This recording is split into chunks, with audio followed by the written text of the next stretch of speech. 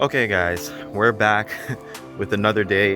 It's late evening now and I'm gonna see if I can sort out some more things on the car. I need to look at the brakes, see what the condition of the brakes is, and I also have a rear axle to change as well. I feel like there's something else, I just can't remember, but we're gonna do some work.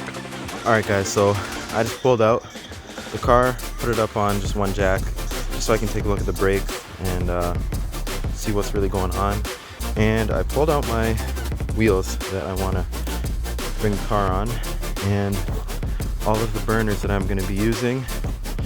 Got this set of full winter tires. These are 15s. These are my M systems. These are 17s. One of them is flat, but I have a spare tire for it that I got to get put on. And then I got some more tires that I got to go and grab from the back there.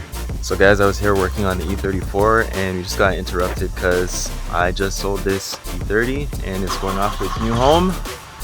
And yeah, don't have enough time for that. If it breaks on the track, it breaks. Hopefully it doesn't.